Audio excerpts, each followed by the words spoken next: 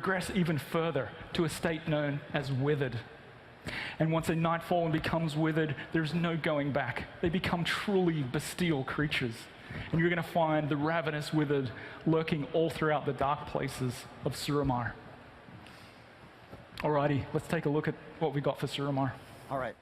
So real quick, right away with Suramar, we wanted everything to be unique about this zone, right down to the trees and the plants and the buildings. So we came across this style of doing these sweeping, arcing shapes, just like the Art Nouveau style that you were seeing on the ancient Night Elf buildings.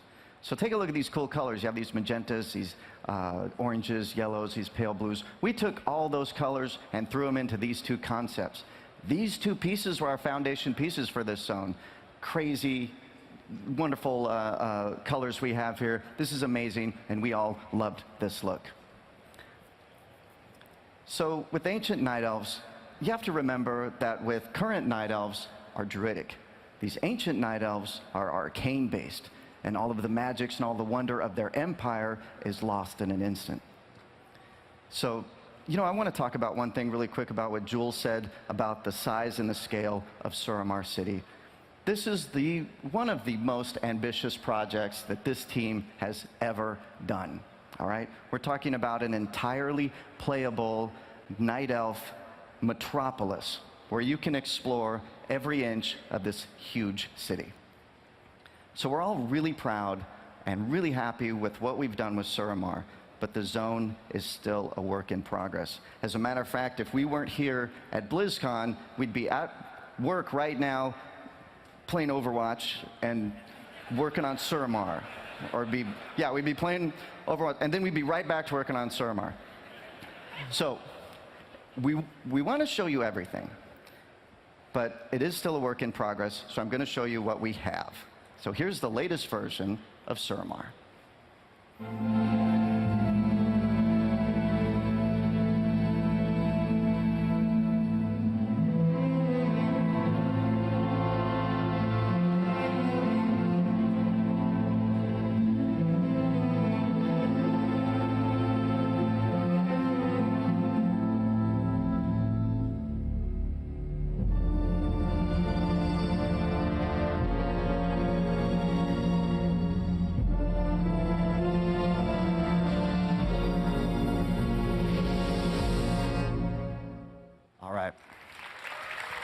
Okay, real quick, you notice there's one more zone we haven't talked about, Thaldranath. Well, we are still working on that zone, and it will be coming soon, much like we did with Tanan Jungle. All right, moving along. This is what you've all been waiting for. So here to tell you everything about Legion, and I mean everything, is our own beloved Ian Hassakostas. Thank you, guys. Thank you, Gary. Thank you, Jules. All right, so that was the world of the Broken Isles. So much to get through. We're going to talk about dungeons and raids. But before we get to dungeons and raids, I want to talk a little bit about the gameplay and the systems of the Broken Isles themselves. So as you went on this amazing tour of the world, you saw all the magical places you'll be visiting, the lands you'll be exploring. But one thing that was notably absent from what Gary and Julian talked about was the order you'll be tackling these zones in, right? Where do you start? Where do you end? Over the years, over the course of a lot of our past expansions, we've taken a few different approaches to how we flow players through the zones. Sometimes we've had a single starting zone, like Jade Forest and Pandaria. Other times we've had choices, like Vashir or Mount Hyjal. Other times, like in Warlords, it's been a faction thing, where Horde started in Frostfire, Alliance started in Shadowmoon. So as we started thinking about and talking about the Broken Isles, we figured, all right, you're going to start out in the city of Dalaran, which is kind of your flying fortress, your base from which you mount your assault on the Legion, and then you'll work your way clockwise around the zone, culminating in Suramar, maybe getting 2.5 levels each step of the way. So you'll probably hit 110, kind of late in High Mountain, maybe Suramar. But while we were doing that, we started building the expansion with this in mind in this direction. While we were doing that, we were, of course, continuing to work on Warlords and to see how some of our Warlord systems were playing out. We were learning a lot more about how to make content in combat that scales. So in our raids, we have flexible raiding from 10 to 30 players. We have time walking that we introduced in patch 6.2, where we allow players to run old content regardless of their current power level. Even the Proving Grounds now actually use a model where the things you're fighting scale up to match your gear level. And so we were looking at how that was playing out and started talking on our end, well, what would it look like if we extended that tech? What would it look like if we extended that approach to the world as a whole rather than just instances? What does that mean potentially for the Broken Isles? Well, what if instead of starting in Azuna and working your way counterclockwise, if you wanted, you could do this? Or what if you wanted to do this? Or what if you wanted to do this? In a world where the zones scale, all of these things are possible. Wouldn't that be cool? So, in the Broken Isles,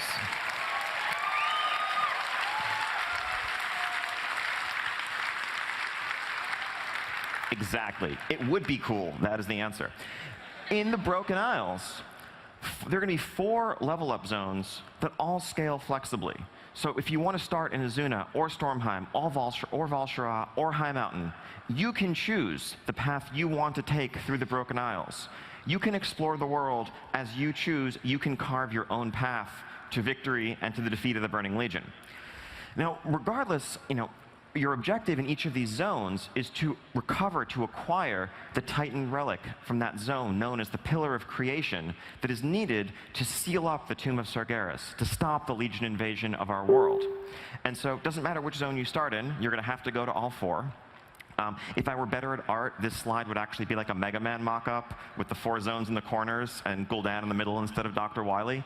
But that's basically how you can see approaching the expansion, right? You start in one level, move on to the next. Eventually, all roads still do lead to Suramar. Suramar is a fixed level, max level 110 zone. The entire zone exists for players who have already been to the other 4 zones, who have reached the maximum level of 110, and that is where your journey will come to its conclusion, at least for now. One of the great things the flexibility also does is it makes it much easier to play with your friends. It removes the barrier of level to just jumping in and questing in the outdoor world. Let's say the expansion comes out, you've hit up Azuna and Stormheim, you're maybe level 105, 106. Your friend has gone to High Mountain, they're only level 102. You both log on, you'd like to quest together. Today, that's impossible. But in Legion, you could both go to, let's say, Val'sharah, to which neither of you had previously been, adventure alongside each other, have a great time playing all new content, and it would all just work. So one question you're probably asking, well, how? How does this work? So a couple of key details. First off, we are not scaling you down. We're not nerfing you. As you walk around, your stats aren't going to suddenly be depressed to match the level of the zone that you're in. We're scaling the world around you. This is seamlessly integrated into the UI, into the feel of combat. If it takes you, 12 or 15 seconds as a level 102 player to kill a level 102 boar, it would probably take you the exact same amount of time, give or take, as a level 106 player to kill that boar. So it should all just work. Our goal here is for someone who isn't at BlizzCon, who isn't, following along with the latest news about the game, reading the patch notes, they're just excited to play a new WoW expansion. They should be able to buy the game, hop in and go questing, and not even necessarily know that anything is different. It should just feel like the WoW questing experience you're used to, except with a whole lot more freedom. Now, of course, the itemization in the zones as we do this is going to follow suit. So if you're level 102, you'll be getting appropriate quest rewards for your level. Same if you're 107. Don't worry, the scaling doesn't go all the way to max level, so you're not going to be incentivized to skip all the quests and come back and do them at max level. Just play the game. It'll be fine.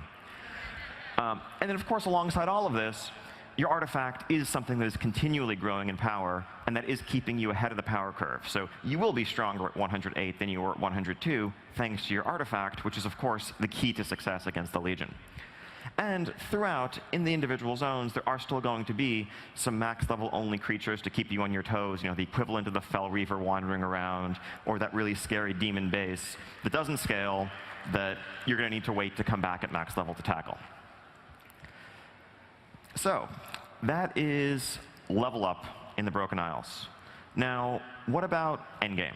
What happens once you hit max level? How are you going to be making use of this space? Now, again, over the years, over the course of expansions, we've had a lot of different approaches we've taken to this system, to this problem, to this type of content. So for those of you who played back in Wrath of the Lich King, you're probably very familiar with this fellow. You probably spent quite a number of days doing his bidding. You did that so that you could buy this stuff, and you wouldn't walk around with unenchanted shoulders, and that was kind of important. And then once you were done, once you hit Revered or Exalted, whatever your goal was, you probably didn't go back and do these dailies anymore. Mists of Pandaria. If you did dailies in Mists, allow Softfoot